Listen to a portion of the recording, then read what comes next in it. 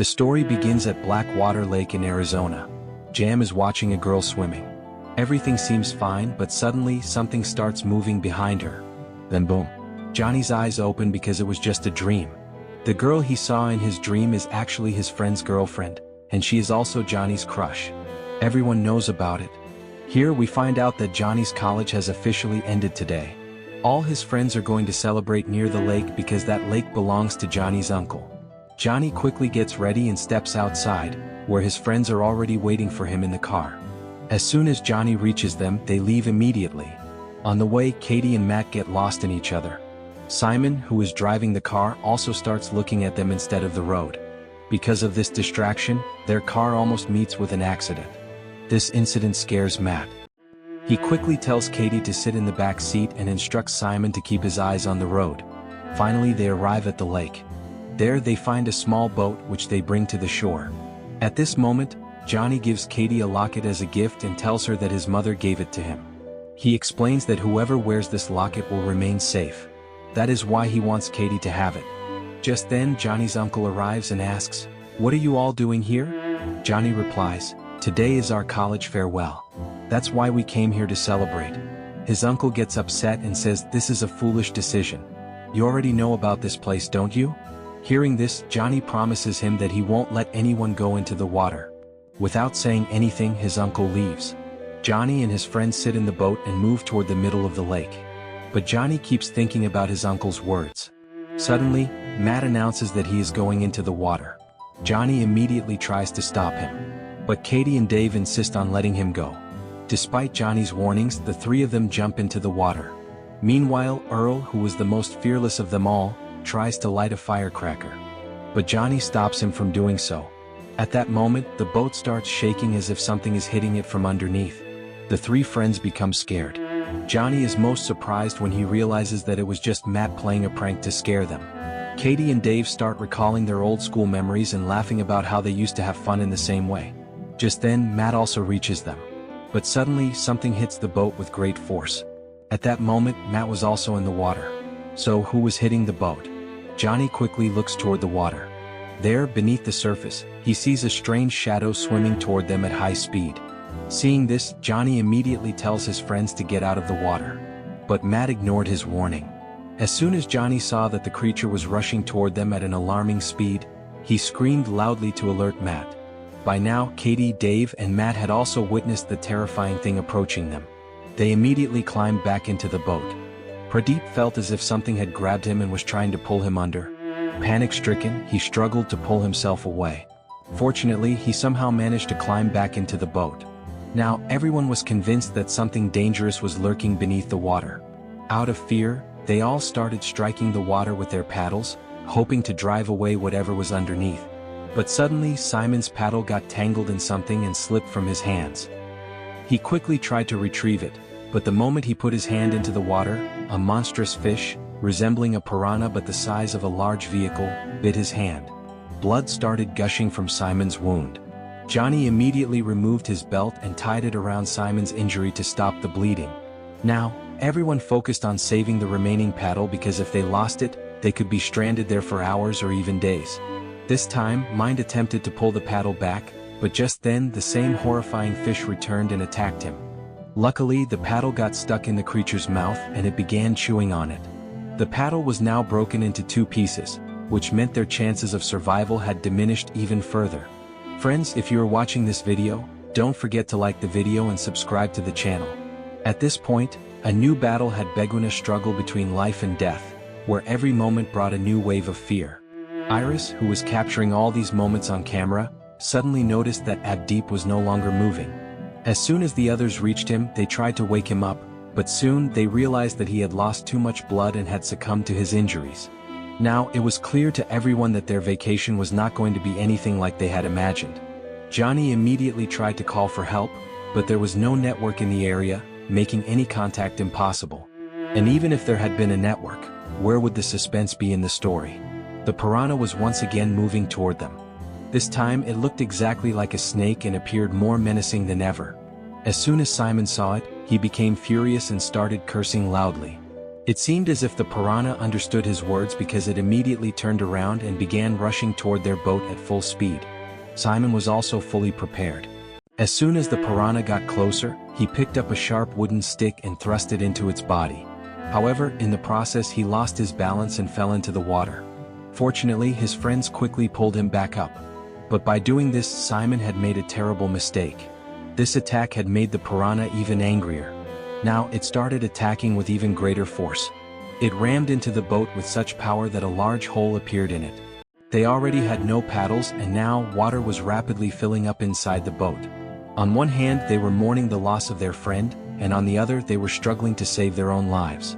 Under the scorching sun, they were stuck in the middle of nowhere, feeling utterly helpless. However, Johnny appeared strangely calm and composed. Seeing this, Matt was shocked. He turned to Johnny and asked, "Did you already know there was danger here? Your face is clearly showing it." Johnny immediately denied it. But then Katie spoke up. "He gave me this locket to keep me safe. Maybe he knew all along that something dangerous was in the lake." Upon hearing this, Matt's anger flared up, and he tried to push Johnny into the water. But before he could, Johnny finally admitted, "Yes, I knew. My uncle had warned me, but I didn't believe those stories. That's why I came here. But now there's nothing I can do." Everyone was left in shock because they had all ended up in this danger because of Johnny.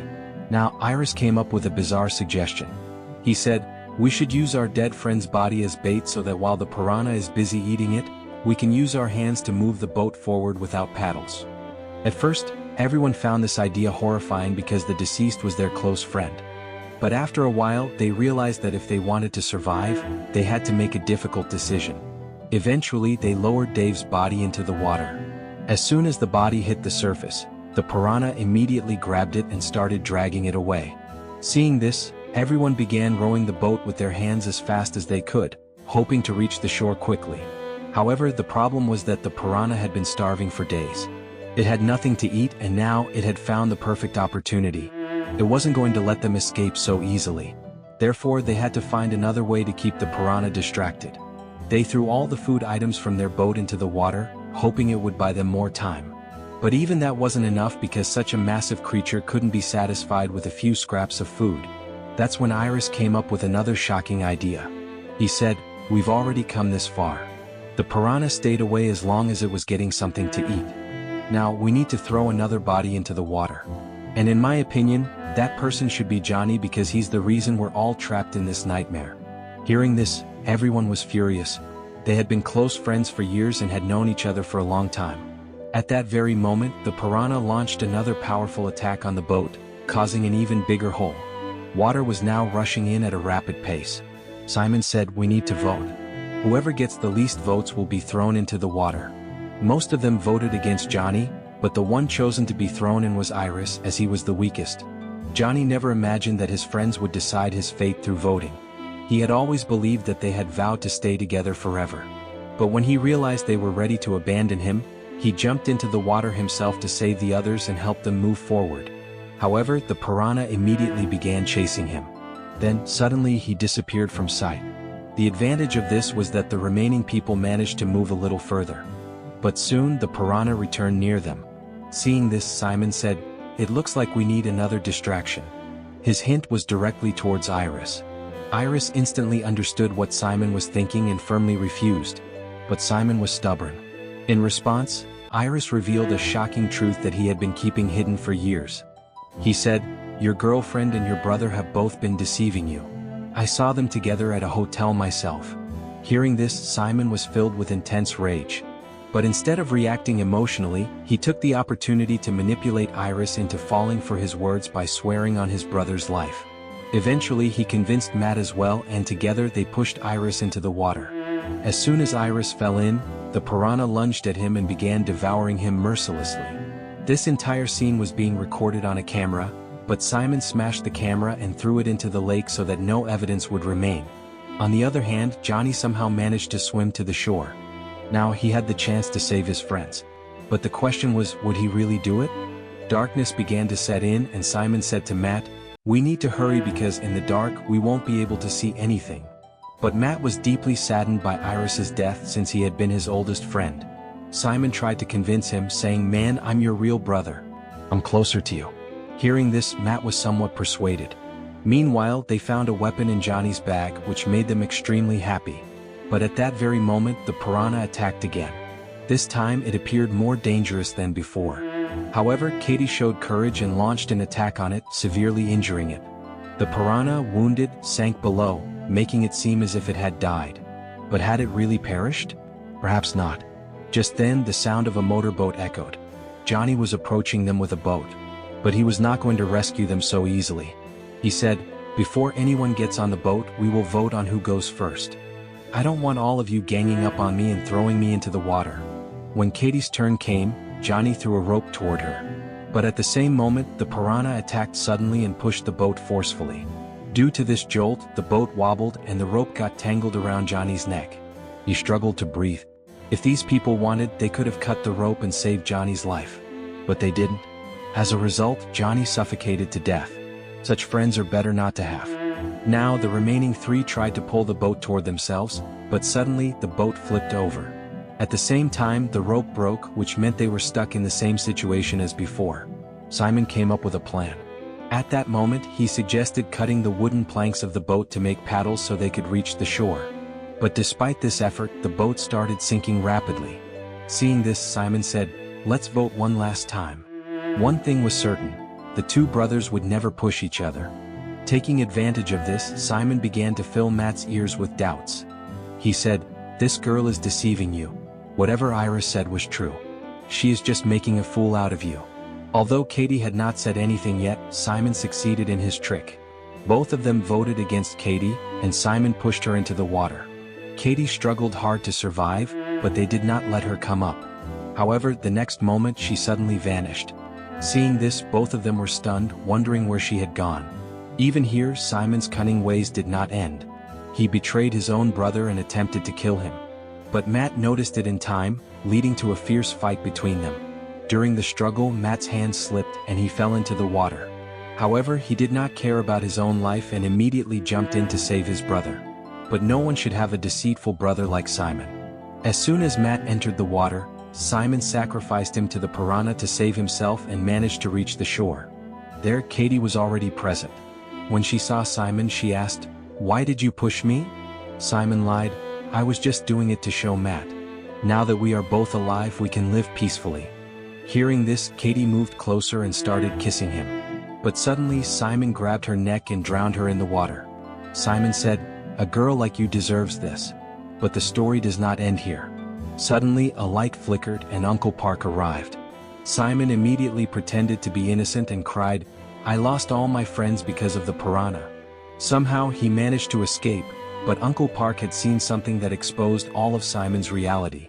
In his hands was Iris's camera, which was tied to his severed hand. It had recorded everything they had done. Uncle Park gave Simon a piercing look and said, "I have known Johnny since childhood.